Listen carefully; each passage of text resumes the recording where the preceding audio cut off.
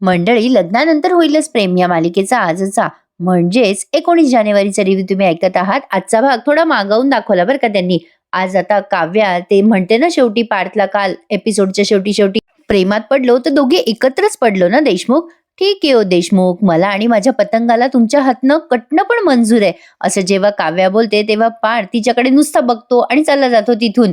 काव्या त्याच्या मागे मागे जाते आणि म्हणते, ऐका तरी देशमुख, अहो शुभेच्छा द्या ना संक्रांतीच्या. पार्थ असा रुडली म्हणतो, संक्रांतीच्या शुभेच्छा." काव्या म्हणते, मला ऐकायला नाही आलं, पुन्हा म्हणा ना." पार्थ पुन्हा हळूच म्हणतो. मग काव्या म्हणते, मोठ्याने बोला देशमुख. मग पार्थ राग राग म्हणतो, मकर संक्रांतीच्या शुभेच्छा काव्या देशमुख, तुम्हाला शुभेच्छा. असं जेव्हा तो मोठ्याने ओरडतो तेव्हा काव्या म्हणते, आता कसं तुमचा आवाज युनिव्हर्स पर्यंत पोहोचलाय. पार्थ आता पुढे काही बोलणार तेवढ्यात काव्या त्याच्या तोंडात तिळगुळ घालते आणि म्हणते, ओ देशमुख, तिळगुळ घ्या आणि गोड गोड बोला. असं म्हणून त्याच्याकडे बघते. आता हा युग येतो आणि म्हणतो, काय दादा, अरे गोड आहे का रे तिळगुळ?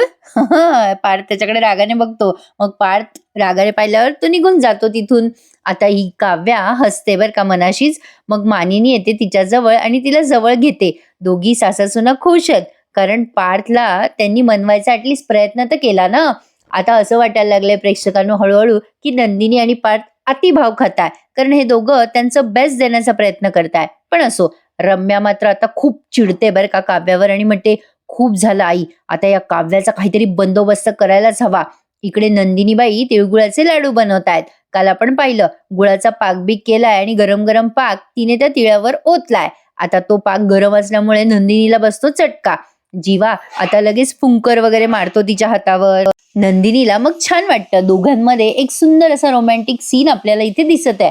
जीवा आता नंदिनीकडे बघतो बरं का खूप वेळ आणि नंदिनी त्याच्याकडे. आता जीवा म्हणतो, काय नंदिनी तू पण ना, अगं असं गरम गरम गुळामध्ये हात घालायचा नसतो. दोघांची तंद्री लागलेली असते एकमेकांकडे बघता बघता. मग नंदिनी जेव्हा हात बाजूला करते तेव्हा जीवा तिच्याशी बोलतो आणि म्हणतो, नंदिनी असं ते हाताला तूप लावायचं आणि मग असं गोल गोल फिरवायचा तो लाडू हातावर.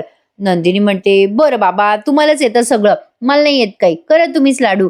जीवा म्हणतो, अगं मी इथे कशाला थांबलोय, तुला शिकवायला ना. ए नंदिनी, आज मकर संक्रांत आहे आणि या संक्रांतीच्या दिवशी हा नवरा शिकवणार बायकोला तिळगुळ कसे करायचे. आता इथे मालिकेचं टायटल सॉन्ग त्यांनी प्ले केलंय आणि जीवानंदिनी असे मस्तपैकी लाडू बनवतायत हे त्यांनी दाखवलंय. आजचा भाग छान होता, प्रेक्षकांनो गोड गोड होता असं म्हणायला हरकत नाहीये. पण हा भाग जरा छोटा आहे त्यामुळे पटापट सांगते तुम्हाला. नंदिनी आणि जीवा दोघे आता लाडू वळतायत तिळगुळाचे. नंदिनीला ते खूप सोपं वाटतंय. जीवाने असं तिला हाताला तूप लावून दाखवलंय आणि ते लाडू वळवायला शिकवलेत. नंदिनी आता त्याच्याकडे बघते, तो तिच्याकडे बघतोय, असं जरा रोमॅन्टिक सीन चाललाय. सुरुवातीला नंदिनीचे लाडू फुटलेत. नंदिनी वैतागते. जीवा स्माईल करत म्हणतो, काय नंदिनी, अगं कसं असतं, तोंडावर आणि नात्यावर जास्ती भार नाही द्यायचा ग. अगं या लाडूवर पण नाही, हे बघ, हे असे अलगदपणे लाडू फिरवायचे. आता नंदिनीच्या हातावर असतो तो लाडू आणि जीवा वरून त्याचा हात त्या लाडूवरती असा अलगद फिरवतो आणि गोल गोल लाडू तयार करतो. झाला की तिळगुळाचा लाडू तयार. बापरे, हे फारच कॉम्प्लिकेटेड लाडू करतात. आमची वाली रेसिपी सोपी आहे बाबा, काल मी तुम्हाला शेअर केली होती, नसेल ऐकली तर नक्की ऐका. असो, आता जीवा म्हणतो, नंदिनी जोडीने केलं ना की सगळं जमतं. नंदिनी म्हणते, म्हणजे? जीवा म्हणतो, काही नाही. आता मनातल्या मनात बोलतो की हळूहळू आपल्यातला दुरावा मिटतोय. असं म्हणून नंदिनीला तो लाडू भरवतो आणि म्हणतो, तिळगुळ घे आणि गोड बोल. जीवा आता असं खुणवतो तिला, भोय यांनी कसं झाला लाडू. नंदिनी असा डोळा मारून सांगते, मस्त झालाय. आणि इथे मालिकेचं टायटल सॉन्ग संपून जातं यांच्या गप्पांमध्ये. पुढे दाखवलाय रम्याचं सीन. रम्या वैतागून म्हणते, आई आज ना, आई ती काव्या माझ्या डोक्यात चालली आहे आता. मग स्वात्या म्हणतात, शांत होते का रम्या, आता किती चिडचिड करतेस. तेवढ्यात रम्याच्या मोबाईलवर ऑफिसमधनं फोन येतो. रम्या वैतागलेली असते, ती म्हणते, ऑफिसमधनं कशाला फोन येतोय मला. आता वस्वात्या म्हणतात, स्पीकरवर टाकतो फोन. रम्या म्हणते, तुला कशाला ऐकायचंय फोन. वस्वात्या म्हणतात, टाक ना स्पीकरवर फोन. मग रम्या फोनवर बोलते, हॅलो. मग तिकडनं एक मुलगा म्हणतो ऑफिसमधला, हॅलो पार्थ सर कुठे आहेत. रम्या म्हणते, गेले ते वर. तो मुलगा म्हणतो, काय. रम्या म्हणते, अहो म्हणजे ते गच्चीवर येतो. अरे काय रे, काय काम आहे तुला. तो तिकडनं ऑफिस मधला मुलगा म्हणतो, आम्ही केव्हाचा सरांचा फोन ट्राय करतोय, बंद येतोय. विक्रम सर घरचा फोन ट्राय करत होते, तोही बंद येतोय. काय म्हणजे काही प्रॉब्लेम झालाय का घरी. व स्वात्या म्हणतात, इथे काही प्रॉब्लेम नाही झाला, पण तू का फोन करतोयस ते सांग. मग आता तो मुलगा म्हणतो, "अहो, इथे ना सरांचं एक अवॉर्ड अनाउन्समेंट झालंय आणि पार्थ सरांचं नाव आहे त्यामध्ये." असं तो काहीतरी रम्याला सांगतो. आता रम्या ते अर्धवटच ऐकते बरं का आणि म्हणते, "अरे वाह! Thank so much. मी सांगते पार्थ सरांना." असं म्हणून फोन कट करते आणि वसुआत्याला म्हणते, "आई, आई, आई, मी खूप खुश आहे. आज ना म्हणजे आतापर्यंत वर्षात जेवढे प्रोजेक्ट झाले ना, त्या सगळ्यात मी पार्थ सोबत होते. त्यामुळे पार्थ मला नक्की क्रेडिट देणार या सगळ्या अवॉर्डचं वगैरे." आता वसुआत्या म्हणतात, "मलाही वाटतंय की हे अवॉर्ड पार्थला नक्की मिळणार आणि अवॉर्ड मिळाल्यावर तुझाच उल्लेख तो करणार. अगं पार्थ कसा हुशार आहे आणि मायाळू सुद्धा." मग रम्या म्हणते, "आई म्हणून तो मला खूप आवडतो गं." वसुआत्या म्हणतात, पण रम्या मलाही एक आयडिया सुचली आहे बरं का. अगं ज्या दिवशी त्याला अवॉर्ड मिळेल ना, त्याच दिवशी हा पार्थ ना काव्याला स्वतःहून घराबाहेर काढेल बघ." रम्या म्हणते, "कसं काय गं आई? कशी काय आयडिया सुचली तुला सांग ना." आता वसुआत्या म्हणतात, "रम्या, रम्या शांत राहा. हे बघ ही संक्रांत वाया गेली, पण मी या काव्यावर लवकरच संक्रांत आणणार बघ." वसुआत्याने ते ठरवलंय. पण मला नाही वाटत असं काही होईल म्हणून. कारण पार्थ बरंच आता काव्याच्या जवळ जायला लागलाय. म्हणजे फिलिंग तिच्या समजायला लागलाय तो. पण असो, मला इथे एक प्रश्न पडलाय. हा पार्थ अशात तर घरातच होता. मग याने काम कधी केलं आणि याला अवॉर्ड कसला मिळतोय? म्हणजे नवलच आहे बाई. घरात बसूनही अवॉर्ड मिळवता येतात.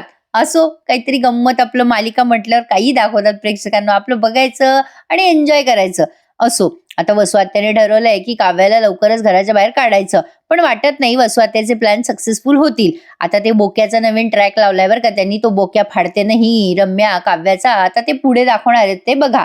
इकडे जीवाने एका माणसाला बोलवलंय आणि पार्सल त्याच्या घरी पाठवलंय तिळगुळाच्या लाडवांचं. नंदिनी येते आणि म्हणते, "जीवा, कसलं पार्सल होतं?" जीवा त्या डिलिव्हरी बॉयला म्हणतो की "अख्ख्या एरियात तू एकटाच आहे का रे पार्सल द्यायला? जा जा पार्सल देऊन ये." मग नंदिनी विचारते, "कसलं पार्सल होतं जीवा?" मग जीवा सांगतो, "अगं माझ्या बडे भैयासाठी गंमत पाठवली आहे." नंदिनी म्हणते, "कसली गंमत आहे?" जीवा म्हणतो, "तिला कशाला सांगू? सिक्रेट आहे आमचं." नंदिनी म्हणते, "मला माहितीये तुमचं सिक्रेट. मी अंदाज लावू शकते तुम्ही काय गंमत पाठवलीये तुमच्या बडे भैयाची." जीवा म्हणतो, सांग ना मग काय पाठवलं असेल मी?" नंदिनी म्हणते, "मी कशाला सांगू?" जीवा म्हणतो, हमारी बिल्ली हमी से म्याऊ." म्हणजे प्रिन्सिपललाच विद्यार्थी शिकवतोय असं झालं ते. नंदिनी म्हणते, "ते सगळं ठीक आहे, पण जीवा आज ना तुम्ही मला तिळगुळाचे लाडू करायला शिकवलेत. Thank you. आजची संक्रांत खूप गोड झाली आहे." मग जीवा म्हणतो, "अजून संक्रांत संपली कुठे? सरप्राईज." असं म्हटल्या खूप साऱ्या बायका एक 4-5 जणी त्यांच्या घरी येतात आणि म्हणतात, "सरप्राईज." जीवा पण म्हणतो, "ये surprise ladies come in." Nandini खरंच सरप्राईज झाली आहे. जीवा म्हणतो, "स्वागत आहे तुमचं." नंदिनीला जरा टेन्शन आलंय कारण तिने हळदी कुंकवाची तयारी केलेली नसते. आलेल्या बायका म्हणतात, "बाई तुझा नवरा जीवा कायम उत्साहीच असतो हा. काय ग नंदिनी आई दिसत नाहीये?" नंदिनी म्हणते, "आई बाहेर गेलीये." लगेच ती बाईक जोक मारत म्हणते, "सेकंड हनीमूनला गेले की काय?" जीवा मोठ्याने हसायला लागतो आणि म्हणतो, "या या या लेडीज या." नंदिनी आता चिडून म्हणते, "काय हा सगळा प्रकार काय आहे?" जीवा गडबडून म्हणतो, "माझी आई म्हणते ग." नंदिनी म्हणते, "काय म्हणते तुमची आई? लग्नानंतर होईलच प्रेम." जीवा म्हणतो, "ते तर म्हणते, पण लग्नानंतर सवाष्णांना बोलवत असतात ना हळदी कुंकवाला." नंदिनी चिडून म्हणते, "म्हणून तुम्ही यांना हळदी कुंकवाला बोलवलं का?" जीवा म्हणतो, "चिडतेस काय नंदिनी? अगं कुठला नवरा असं करतो?" नंदिनी म्हणते, "माझा नवरा." "काय हो जीवा, अहो सगळ्या बायकांना तुम्ही बोलवलं हळदी कुंकवाला, पण वाणाचं आणलं का?" जीवा म्हणतो, "वाणाचं ते काय असतं?" नंदिनी चिडून म्हणते, "कहर आहात तुम्ही जीवा. मला वाटलं होतं संक्रांत छान गोड झालीये, पण नाही, माती खाणार नाही ते जीवा कसले." आता त्या बायका ओरडून म्हणत असतात, "नंदिनी बाई आम्ही चुकीच्या वेळेला आलो का?" नंदिनीला कानकोंड होत असतं. जीवा म्हणतो, "जा जा जा नंदिनी जा, आली आली." असं तोच ओरडतो बरं का. नंदिनीची पहिलीच संक्रांत आहे ना, तिला वाढलेलं चालतं का? असो बाई, फार खोलात शिरू नये आपण. आता इकडे पार्थ आणि या सगळ्यांचा सीन दाखवलाय. आता सगळेजण कॉंग्रॅच्युलेट करतात पार्थला.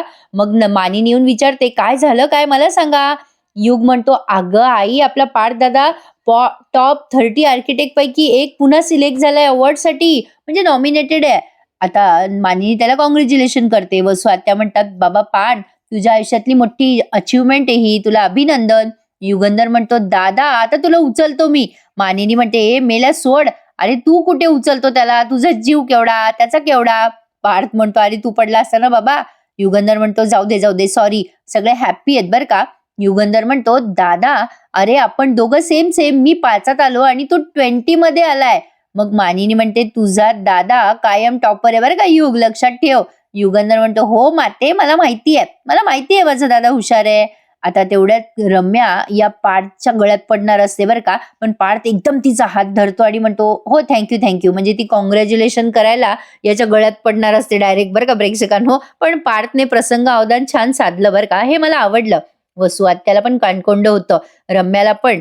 पार्थ आता जास्ती भाव देत नाही रम्याला. लगेच काव्या येते तिथे त्या नकली बोक्याला घेऊन आणि म्हणते, बोकुडी तू किती हुशार झालास रे, माझ्या सोबत राहून राहून पुढे गेलास की आयुष्यात, तुझ्या मेहनतीला फायनली यश मिळालं बोकुडी.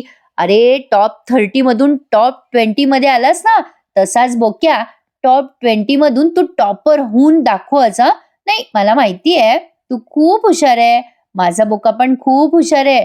आता वसू आत्या म्हणतात, बावळटे का ही पोरगी, आपण सगळेजण पारचं अभिनंदन करतोय आणि ही त्या फडतूस नकली बोक्याशी बोलते.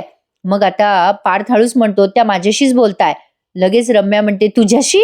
पार्थ आता काही बोलणार तेवढ्यात काव्या म्हणते, सही जवाब बोक्या, बोल बोल बोल ना आता सगळ्यांना. बरं चल बोक्या, आपण दोघं जाऊन कॉंग्रॅच्युलेट करूयात आता आपल्या बोक्याला. रम्या वाकडं तिकडे तोंड करत असते बरं का काव्याकडे बघून, म्हणजे असं जेलसी फील करत असते.